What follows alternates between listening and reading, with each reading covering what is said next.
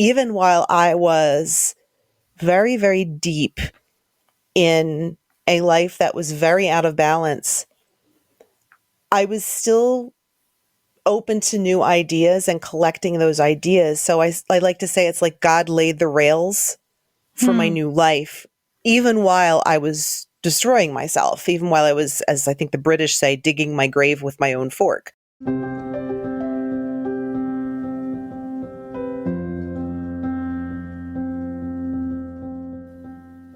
Welcome to Matters of Soul Importance, where we dive deeply into topics of both earthly and eternal consequence. I'm Roxanne Solonen, faith columnist and features writer for the Forum, author, and speaker. In this episode, I ask Erin McCole Cupp the question, what is original innocence, and what does it have to do with food? I first came across Erin this past Lent, just hours after I had decided to give up sugar for Lent. Why sugar? Because I had begun to identify that I don't just like sugar, but I'm probably what you'd call a sugar addict, and I know I'm not alone. Erin had recently started a course filled with good Theology of the Body for food addicts, and she needed another couple people to round out her next cohort, a small group with whom she offers guidance and education for finding new ways of approaching our relationship with food. I knew I'd need an accountability team, so sort of on a whim, I signed up for her 6-week study, and honestly, it went way beyond my expectations. The program, which mixes spiritual wisdom with modern psychology, helped me understand myself and others better, and trained me to treat myself with compassion when it comes to my weaknesses, especially in the realm of food balance. I can't wait for Erin to share with us how she lost 100 pounds simply by looking at her relationship with food from a spiritual and psychological perspective. The fascinating concepts she'll introduce can be applied not just to food, but to every area of our lives where we need balance. Erin is grateful to be recovering from compulsive overeating, binge behaviors, and developmental and betrayal trauma. She coaches, writes, and speaks about mental health, family trauma, and addiction recovery from a Catholic and spiritual perspective. With that, let's hear from Erin herself now on her journey to food freedom and relationship abundance.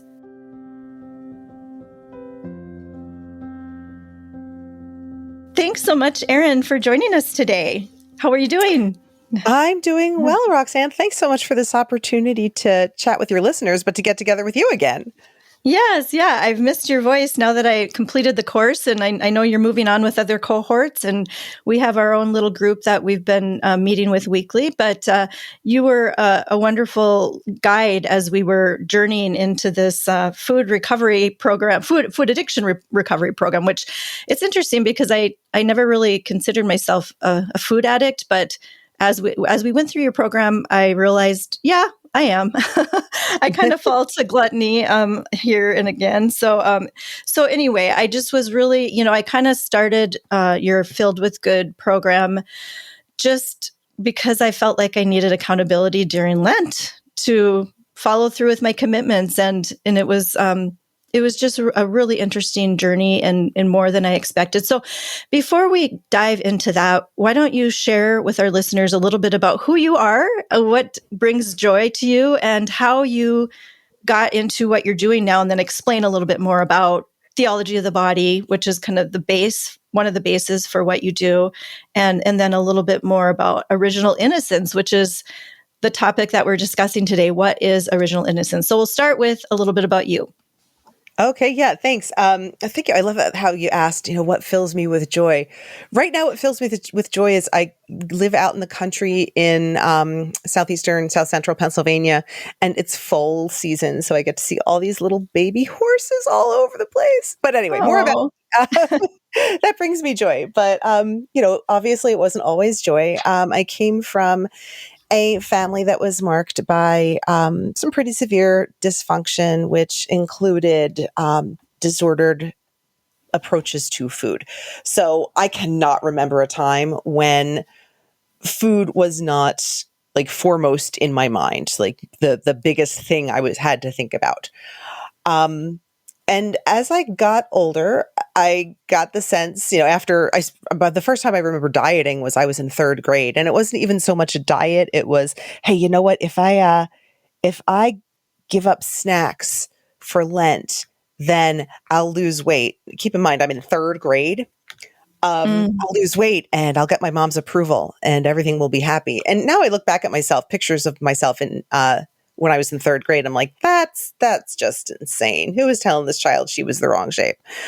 But what I discovered even at that age was I couldn't maintain it. I couldn't maintain that level of self-denial. And I'm not using the term self-denial in the holy sense, in the sense of self-control, but in the sense of acting like what I really needed didn't exist.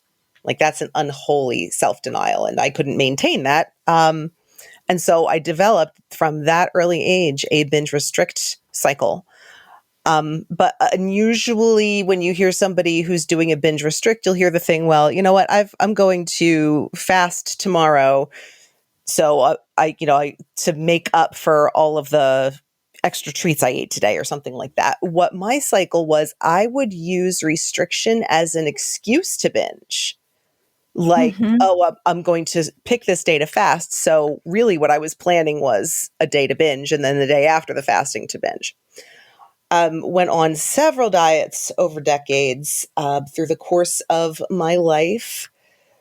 Reached, I think I had just dipped a toe into what the BMI would classify as morbid obesity.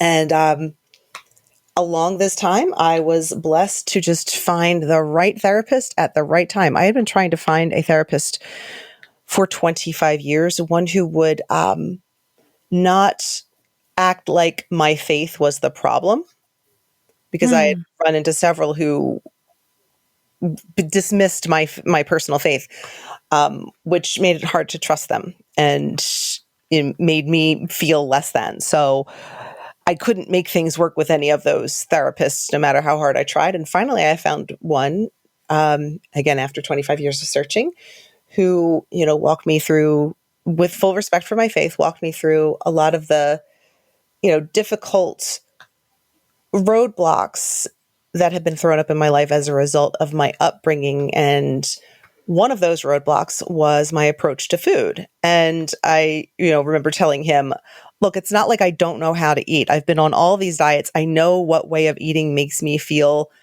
the healthiest, because I had, lost 80 pounds and then gained it and then some back. And then I lost 60 pounds and gained some of it back. And then I lost 30 pounds and gained some of it back. The whole yo-yo cycle. And so I talked to my therapist about that, and he said, well, let's approach this like an addiction, because he was also an addictions counselor. And he, helped me develop a recovery program for myself, that as I was going through this recovery program and doing all these things that all of these smarter people than I said worked, and I was discovering that they worked, I remember thinking, wow, this sounds a lot like this concept that's called theology of the body, which is, it comes to us from the writings of Pope John Paul II, who basically, he took 4 years to tell people that the human body is the story of God's love for us. God's love present in how human relationships work, and how when human relationships work the way they were designed to, new life is created. Now, literally, sometimes that results in a human being being created, but it can also turn into other forms of new life. And for me, that was life without those food behaviors. And I remember thinking, as I was going through my recovery program for my eating behaviors, thinking, wow, no wonder this, particular thing works. It's just because it's the theology of the body. Of course, this makes sense, because it just matches with how the spirituality and, our physical bodies work together. Why is nobody talking about this? Why has nobody written about this before? And then it finally hit me. Oh, I'm supposed to write about it. So I did. So after I had after I had reached my 100-pound weight loss goal and had been binge free for, by that point, I think a little over a year and a half. This was all during, a lot of this happened during COVID lockdown, so timelines get a little fuzzy. uh, Yes. but yeah, I started working on that, and that's what I'm working with right now. We launched it in January of 2023, and it's been a beautiful thing to watch people come through this program to see these tools working for them. So it's so Yeah. validating to see, like, they worked for me, and now I'm seeing them work for other people, and it's just amazing. It's blowing my mind. So part of the program, as I mentioned earlier, and as the topic is this idea of original innocence. Now I know that we're kind of jumping way ahead, and there's like a lot there, but let's just kind of grab that for a second. Most of us have heard of original sin, but what is original innocence? I had never heard it before. I've heard, I know some things about theology, but I haven't grasped the whole thing. There's a lot there. I was just kind of reading some of John Paul II's writings this morning, and he's very deep. So, and you can kind of grasp bits of it, and it's so beautiful. But can you summarize, like, give us an introduction to original innocence? Because when I heard you say that, like, I immediately kind of I knew what you were talking about. Just instinctively, I knew that there was a part of us that we were innocent in the beginning. Like, there's an innocence to all of this, and how do we reclaim that? So anyway, I'll let you explain it a little bit. Yeah. So, like you said, everybody knows, not everybody, but a lot of people have heard, at least culturally, about the concept of original sin. And that concept itself gets, a bad rap in a lot of ways, in this idea that, oh, well, humans are completely depraved, and, no wonder nobody wants to follow that particular religion anymore, and so on. All original sin is that once the first humans sinned, things went sideways. That's really pretty much it. Yeah. Theologians, feel free to, email me with your complaints about how that's wrong. That's fine. I love to learn. But so all that original innocence is referring to is, what was it like before that happened? What was it like before the first humans sinned? What was their relationship with God like? What was their relationship with each other like? And what was their relationship with stuff like? So in a world before food became this attachment figure, when humans are supposed to be our earthly attachment figures, before food became this attachment figure, what was it like to eat? What was it like to sit down and nourish your body without ever having been hurt by another human being, without ever having any kind of pain that could be so easily exchanged or feel easily exchanged for food? Because really, that's all I was doing. And the people that I've encountered in Filled with Good, that's pretty much all they've been doing too. It's trying to trade some kind of discomfort for food. And so original innocence poses the question, well, what was it like before that happened? What was it like before that was an option? And what can we do to live that way now, even in this fallen world? And so that creates room for all sorts of scaffolding to be created so that we can live with innocence now, even though, the time and space of original innocence has passed, because here we are, we're in this world. I think it's G.K. Chesterton who says something along the lines of, the one thing all human religions agree on is that there's something wrong with us. Right. So, whatever spiritual perspective you've got right now, we all know that we're not right. We're not perfect. Uh-huh. So original innocence gives us that space to ask ourselves, okay, what was the world like before humans went sideways? And what would it be like for me to live now as if I didn't have to harm myself or others? What would I think? What would I spend my time on? And in the end, how would I eat? And that question, that what if, has been very, very powerful for me. And now I've gotten the opportunity to see it be powerful for others as well. As you're talking and describing it, I'm seeing how all the different components have come together. Obviously, the original innocence connected to original sin.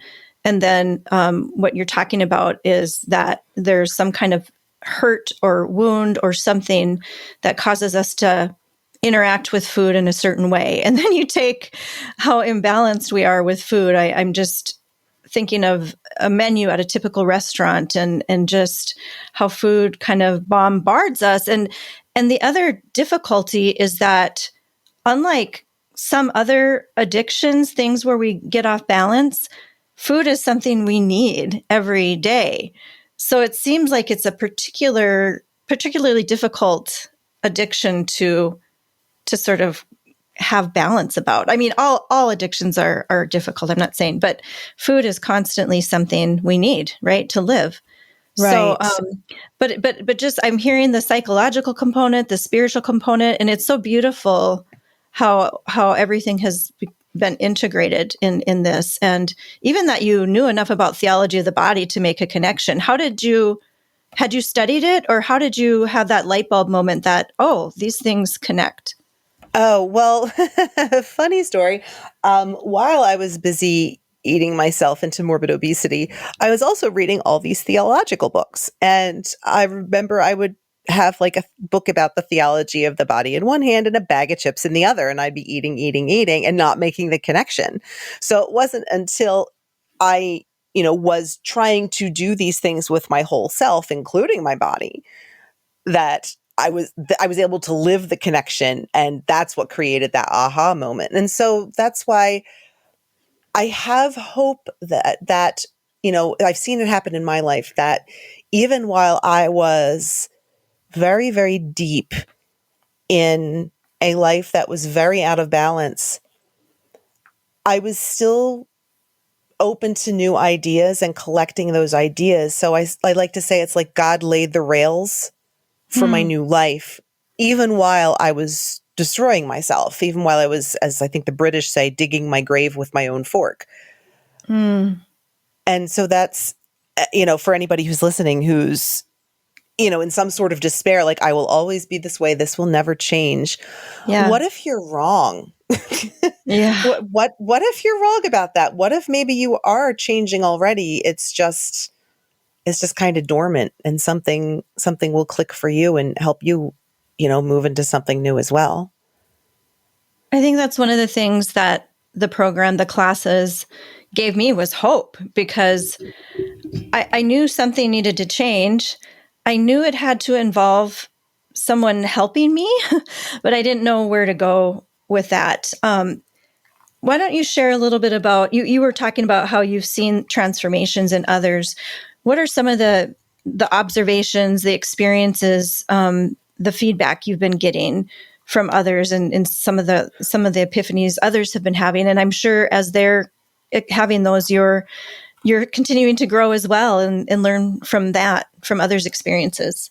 Oh, wow. That's a really broad question. There are so many different things. Let me see if I can try to boil it down. I do have sort of a prep course for Filled with Good, and the little self-paced, do it yourself in your own time when you're ready course is called Real Food: Catholic Virtues for Permanent Weight Loss. And in it, I talk about these concepts that I sort of collected when I started working with people and teaching them, my tools and Filled with Good. And the first transformation I've seen that people need is that they don't even think it's possible to live without these food behaviors, whether those food behaviors are overeating or undereating or some sort of purging activity to, escape or erase the effects of calories being ingested. It doesn't even occur to us. It didn't even occur to me that it could be possible to live without those behaviors, because I hadn't for so long. And so that's kind of like an act of faith to believe, well, or even just wonder, well, what if it is possible to go through a day without binging? What if it is Mm-hmm. possible to go through a day without overeating? And then the next thing that I've seen activate, this type of, it sounds weird to call it growth because for most of it is shrinking. But it is spiritual growth. This type of, Mm-hmm. growth in the heart and the emotions is the hope that, well, what if I do try something different and things turn out well? What if things do get better because I'm using these tools that I've never used before, or I've never used in this way with this mindset? And then I think the two following biggest hurdles are, one is a level of self-love, in the sense of when we've been living with out of balance behaviors for a very long time, it's going to cause discomfort to change those behaviors. We're going to have to live with some discomfort until we experience that living a different way might actually feel better. And even then, it's still a struggle. Mm-hmm. And so the idea that I am worth that difficulty, I am lovable enough that I can experience constructive discomfort for my own sake, and seeing other people adopt that possibility in their own choices as well, has been really powerful, because how often did I and did so many of my clients, go through life saying things like, well, it doesn't matter. It doesn't matter what I eat. I'm just going to do what I want.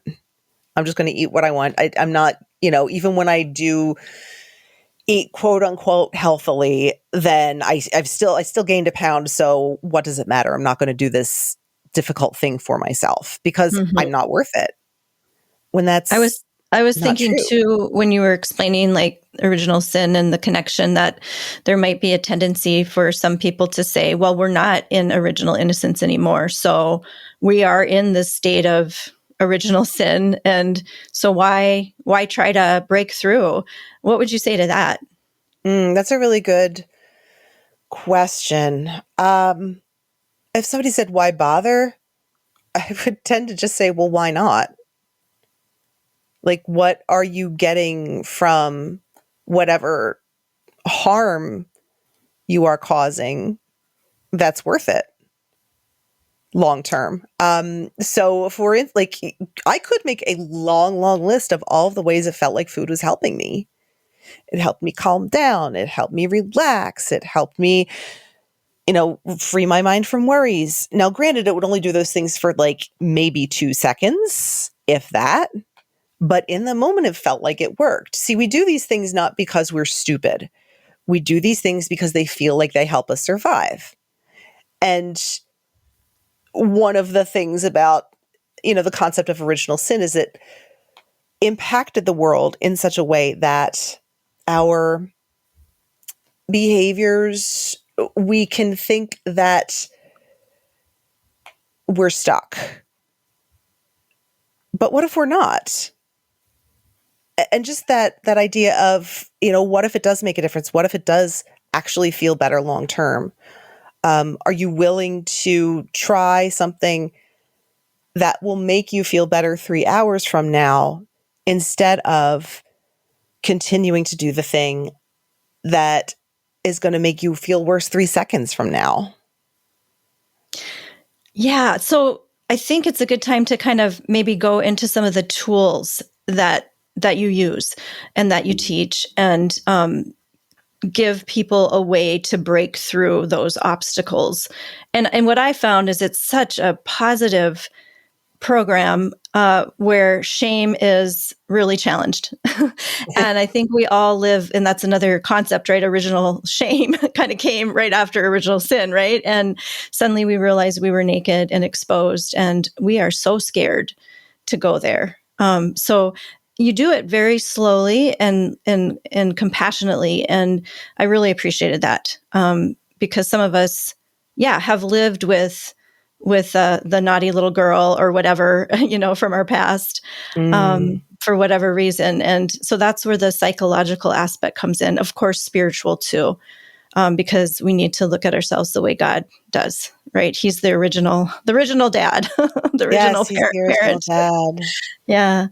So Yeah. what are some of those beautiful tools? Like, I think anyone, honestly, whether they feel addicted to something or not, could benefit from learning how to observe nature and learning to talk to yourself in a more compassionate way. So maybe you can kind of share some of those daily things that you offer and suggest people do to break through those obstacles. Yeah, that first, you talked about the shame, the power of shame, and how that when you were saying that, it made me think of how I and pretty much all of my clients got the message that if I could just berate myself into behaving well, everything would be fine. And if that were going to work, it would have worked by now. And the other challenge with berating ourselves when we're, constantly putting ourselves down for any little mistake, we create this basically like this torture chamber inside of our own heads. And as I was saying before, that, compulsive behaviors such as compulsive eating is probably usually just a means of exchanging discomfort for something that feels comforting. If our own minds are a torture chamber and our own minds are a place where we experience unnecessary pain, that's just going to give us more reason to go to the food more often. It doesn't help. Yeah. And so a big part of one of the skills that I teach in Filled with Good is something called an of course statement, where we give ourselves compassion for either something we are tempted to do or something we've already done. So let me think of an of course statement that I could use for myself. Of course, I want to, the thing I'm using my own tools on right now to break is compulsive phone scrolling. That's one of the things with addiction. Sometimes we're tempted to just transfer one addiction to another. And my goal is to live free. So really, whenever we transfer an addiction, it's called switching seats on the Titanic. So I'm trying to get out of that seat. Never heard of that. Yeah. I heard that just recently. I thought it was hilarious. Of my compulsive phone scrolling. So of course I want to look at my phone when I'm experiencing some kind of distress, because I don't have to answer anything that comes up on my phone. I can just let it happen. So there's the comfort in not having to respond. Nobody expects anything out of me when I'm just looking at my phone. And so it creates this false feeling of relaxation. Of course that looks good. Now I can then go back and look at, all right, so what am I actually trying to achieve here? I'm trying to achieve relaxation. Is there a way I can relax that doesn't make my whole body tense up like it does when I'm trying to hold my phone still and watch something and concentrate? Yeah, I can go, like you said, go look at nature. And that, leads right into one of the other tools of that I teach in Filled with Good, and that's nature observation. And this is something that is actually not really mentioned in the theology of the body explicitly, but very implicitly in that part of being a human. The first job we got before we even sinned was to watch over nature, watch over our environment, watch over, the creatures, and they're in our care.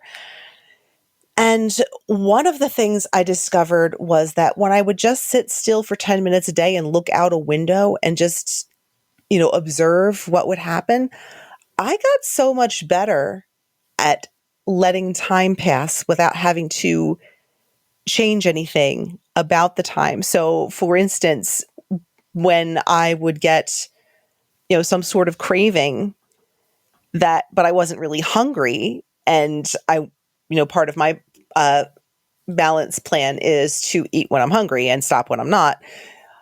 If I would get a craving but not really have hunger, I know, and I've long known, like the longest a craving can wait is 20 minutes and then it fades away. All I needed to do was wait for 20 minutes.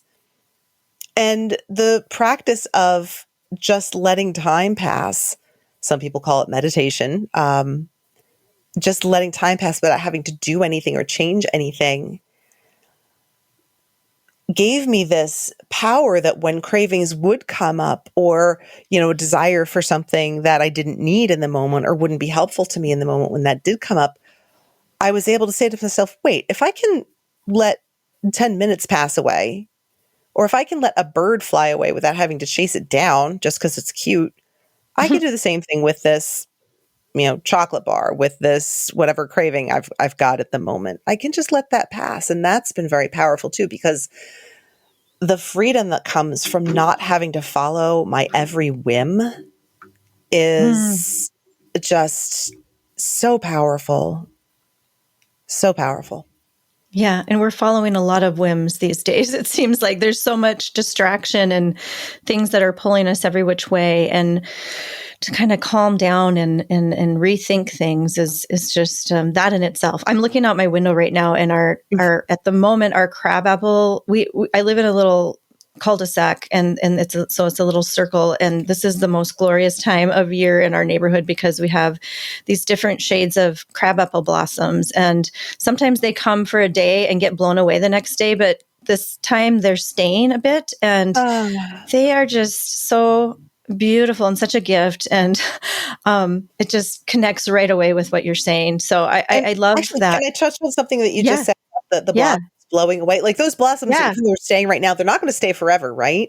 Exactly. Yeah. And that was another thing that nature observation taught me, over the course of the months and now years that I've done it, is that everything passes. Mm-hmm. It's going to pass. This discomfort, it's going to pass. Whatever that discomfort is, this joy, that's going to pass too. Yeah. Yes. So we can't hang on to it. We can't force it to stay. It's just going to pass when it's time. And we are at our most free when we are not constantly chasing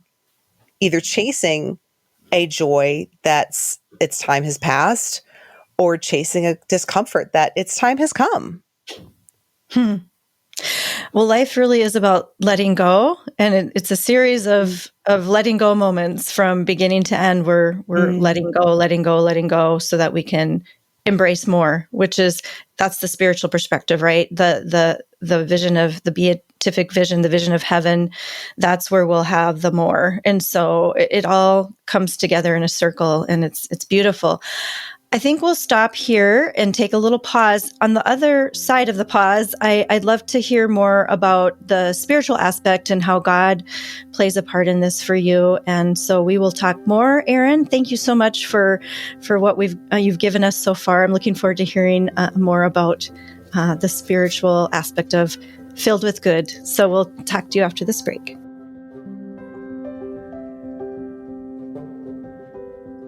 Get 3 months of local news for just 99 cents a month. You'll get unlimited access to the news you need to stay engaged and connected to your community. Visit inforum.com/subscribe now to get 3 months of local news for only 99 cents a month.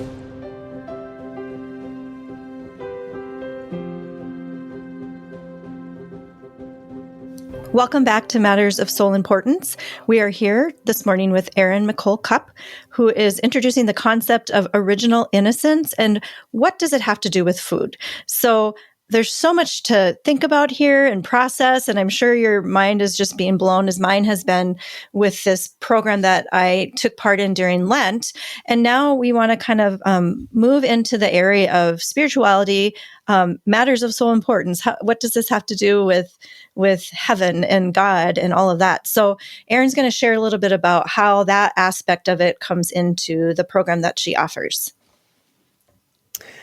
Yeah, so it's an opportunity for me to look at how prayer, what we would call prayer, what is prayer, is involved and filled with good. And a big piece of recovery from addiction or any compulsion or unhealthy attachment is to stop isolating, because the one thing that my recovery journey highlighted for me in what I already knew about the theology of the body is that God made us for relationship with the personal.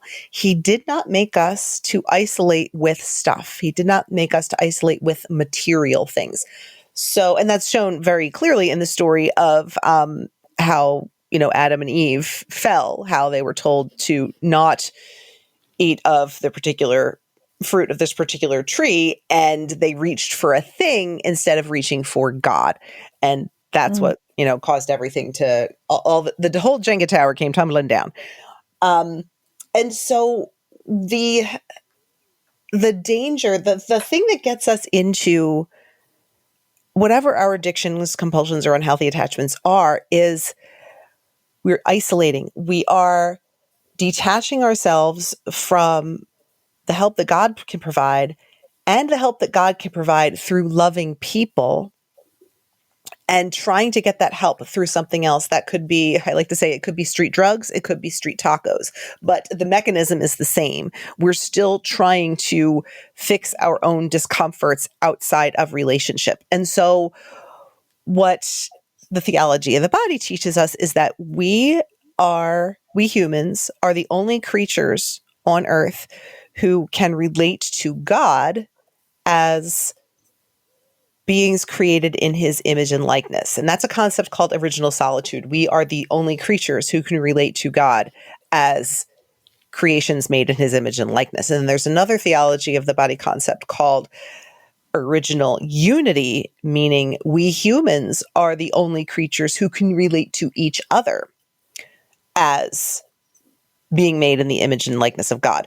And so we were made to find our meaning in our relationship with God and our relationship with humans. Now, because it's a fallen world, the humans are usually the ones that hurt us the most. So it's really hard to trust them. And that also teaches us, since we are made in the image and likeness of God, and so are the other humans, that persons are sources of pain for us. And therefore, we want to hide with some sort of thing. For me, it was primarily food. Occasionally now, like my phone is the thing that calls for me. And, you can name a million different addictions, and they do the same thing. The part that prayer plays is a relational one. The part that prayer plays in Filled with Good, Theology, the Body for Food Addicts, because it's about learning to have a relationship with God that is not completely about how awful we are, how much we do wrong, how many sins we make. Because if we only see God as a complainer and a criticizer, we only see God as a source of pain. We're going to run the other way and go towards those addictions and compulsions and unhealthy attachments that never complain about us. I've never had a bag of chips complain about me. Not once.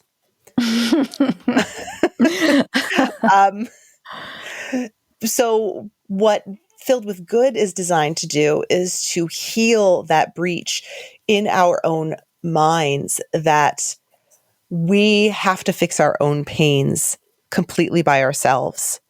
And instead, Filled with Good is about rebuilding relationship with the personal, which is with God and with other human beings. Right. When you talked about the apple, I don't know why I didn't make the connection that it was food. I mean, the fruit or whatever, that it was actually something eaten, and I think it comes back to what I was saying earlier, is that we all have to eat. It's such a basic thing that we have to do to live. And I don't know. I just hadn't completely made that connection before when thinking through all this. It's so primal. Yeah. And I don't like to give the enemy more credit than he's worth, but yeah, he went after the thing that we knew we needed. Yeah. And he twisted it. Just like with everything, do we need comfort? Absolutely. Do we need it from painkillers? Generally, no. Do we need comfort? Sure thing. Do we need it from cookies? No. I mean, unless the actual pain is hunger.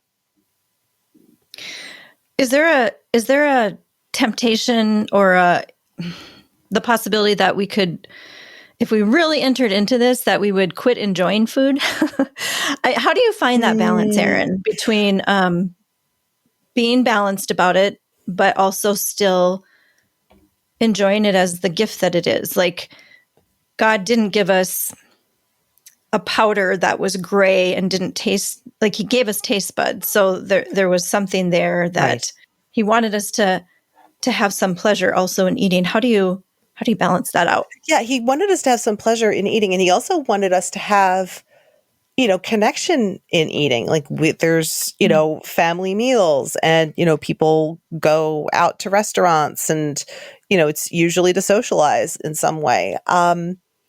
So how do we strike that balance? For me, what has been the most effective is just learning to slow down and remember that every bite I get is a gift.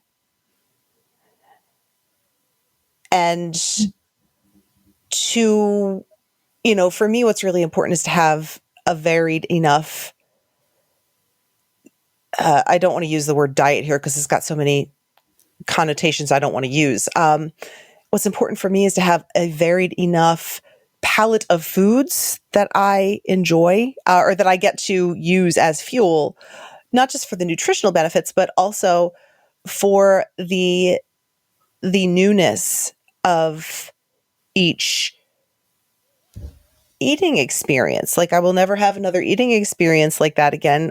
So I don't have to chase this one particular feeling that I got with this one particular food anymore. I'm going to get something else when the time is right.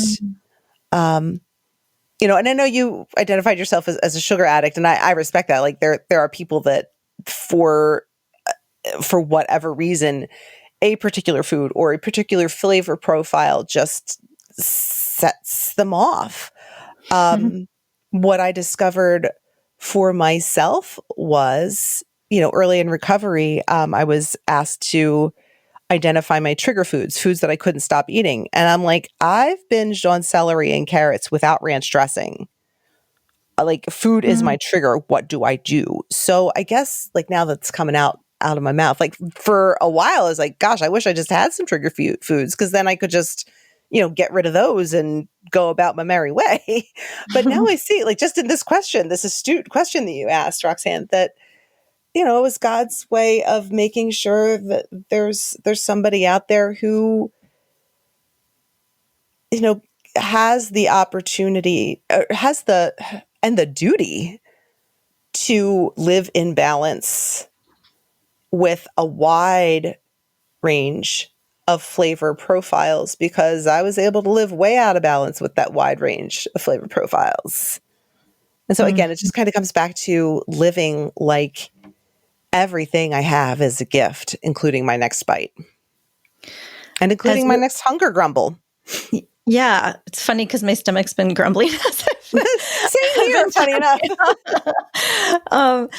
One thing, I don't know, I'm just going to throw this out. I didn't ask this question before, but it's just something that I thought of when I like the idea of just remembering that food is fuel, that it can be pleasurable, but you don't have to like hold on to that. You can move on. But I also just thought about, people that don't have enough food and maybe just, not to guilt us. I'm not saying that, but just kind of gives like just perspective, I guess, is what your program is about. And I think that can be maybe a helpful, I'm not sure, but just to be aware spiritually of others that don't have an abundance like we do. Absolutely. Yeah, because Thomas Aquinas, I believe, says that when we hoard, we are stealing from the poor. And for those of us who were raised with clean your plate, so, we can help the starving children in Cambodia. I'm dating myself. That was the Cambodia or Ethiopia at the time. Before that, it was China, et cetera, et cetera. I think that's misguided, because if we clear our plates when we're not hungry anymore, we actually stretch our stomachs, which makes it harder to get full, which means we want more and more food, which means we're spending more and more money on food, which means we have less money to help our impoverished neighbors. We cut ourselves off from relationship with those people, with those persons. And so, like, that's another thing I, discovered actually, along the line with working with people in Filled with Good after the program was, initially created, that the whole idea of I can't waste food. The thing is, if we eat when we're not hungry, we're wasting it even more than if we just put it in, compost. Because at least if it goes into the compost, or, so even if it goes into a landfill, at least it's going to biodegrade. Whereas if I take on all this extra, weight on myself that I don't need, not only am I, spending money that I don't really need to spend on food, I'm also driving that around in a car, which impacts the environment. So in a way, if I eat food just to not waste it, I'm actually wasting it more. Right. There's so I'm many free angles to straight that. Yeah. Yeah. I found one little helpful tool, and I had found it before, but I'm returning to it, is like, if you go out to eat, just ask for the doggy bag right away and just ask for the container. And then I just put half in there, and then I have another meal later, so that I'm not, gorging on that one meal and extra helpings, or, the big portions. So, I mean, yeah, there's so many different approaches here. Even if not everyone can invest in this program, and I will say that this program was very reasonable. You've made it really easy for people to take part. What do you wish everyone listening could know about Filled with Good and Original Innocence? Just in general, what would you offer to people? That there's hope, that we are not stuck, that we are not doomed, that we are not trapped. It is possible to live in a different way than you have. If this has been a struggle for any amount of time, our brains can run into this rut of, well, this is just the way I am. And maybe you don't have to be. That there's a different way of doing things. You are not trapped. I think that's the one thing, if I could just impress into anybody, even if they, don't join if they don't join Filled with Good, as long as they have the gift of the mental flexibility of saying, I could do things differently and still be okay, then that would be enough for me. One of the things I wanted to know about too before we go, Erin, is you recently got certified as a trauma recovery coach. Can you tell us just a little bit about that and how people can connect with you on either of these things? Yeah, absolutely. Certified trauma recovery coaching is an additional ministry I offer. What I do is help people who have experienced some kind of trauma. I focus on complex relational trauma. So that is when you've experienced the person who is supposed to help you is the person who hurts you.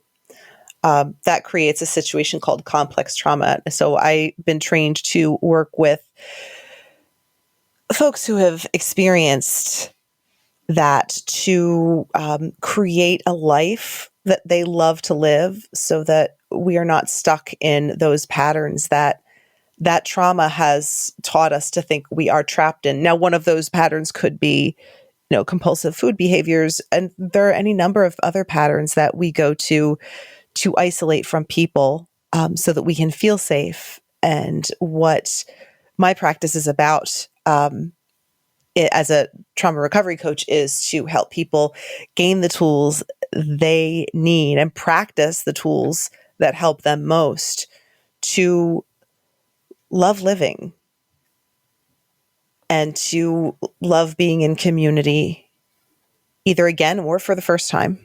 And, I've been doing this for since February, and it's just already been an amazing experience to be able to walk that path with my clients. One thing I really see, Erin, is you are removing the shackles from a lot of people's souls and lives, and it's so beautiful. And I know that you were there, you were bound, and now want to bring the good news to others. And I'm so grateful that you've been able to do that for others, and that you have a heart to do that. And you're just you have so many beautiful insights. So I just want to thank you for that. And you might have done this already, but this one question I do want to ask: what do you believe God wants to say to each of us right now, like just as his children? What do you think he would want to say to us? I think he'd want us to hear him say, "You are free." And I think he'd want to say that because the most important gift I believe God has given us is our free will, because that is the gift that makes love possible. There is no love without free will. And I think God would want us to hear him say, "You are free," so that we see that we have that gift and we understand we can use that to cause harm either to ourselves and or others, or we can use that gift. We are free to make things better in any way that is within our own power, when we cooperate with God's power. Mm-hmm. So I think God wants us to know that we are free. Do you have any concluding thoughts from anything we've talked about relating to original innocence, our relationship with food, our relationship with others? Any takeaways that you just want to make sure we hear about today before we conclude? Yeah, I just hope that listeners just can remember that we are made for relationship, not isolation, and find some way to reach out to people who reach back with love. It is a fallen world. There are those people who, for whatever reason, they do not reach back with love, but that doesn't mean that those are the only kind of people. There are people who will reach back with love. It's our journey to find those people. And I hope I can be one of those people for you. Absolutely. Well, where do people find you? And we will include that in the show notes as well. But if they wanted to just right now go and search you out. And also, I did want to ask if Catholics only or others could take part in the Filled with Good program. Okay, so to answer the first question, if you go to erinmccolecupp.com, that's got everything I do there. In fact, I sort of have it set up so that you can choose your own adventure, like those little old 80s books, where you can choose, do you want to go down the food freedom path or do you want to go through the trauma recovery path? And then you click your favorite button and go from there. I also have a quiz on my website called "What Kind of Stress Eater Are You?" So you can take that quiz and you'll receive one quick help designed specifically for the type of stress eating you do the most. And then to go back to the question, could you do Filled with Good if you're not Catholic? Absolutely. Just keep in mind that, the spiritual concepts come from the theology of the body. However, what is amazing to me about both the theology of the body and modern secular addiction science is that wherever you turn, they back each other up. And I bring up a lot of studies from modern secular addiction science from researchers like Dr. Bruce Alexander, Dr. Gabor Mate, Judith Grisel, a whole, it's not a big enough program to call it a panoply, but I, bring forth a lot of researchers. I don't think a single one is Catholic, and show how they showed in their research and in their clinical practice in some cases that the theology of the body works. It's why relationship is the most powerful thing to break patterns of addiction and compulsion. It's just fascinating how it all goes together. And again, I think anyone could benefit from this. And it's been very humbling for me to recognize that there's a lot of addiction in my family and in my husband's family, but to recognize, no, I actually have fallen into some of these patterns myself, and there is freedom, and it's a beautiful thing, and God wants us to know about it. So, Erin, thank you so much, honestly, for your time today. I know that people are going to be intrigued by what you shared, and I'm just excited for more people to benefit from your insights and your journey. And so thanks for your time. Thank you for this opportunity, Roxanne. God bless. You too. Take care.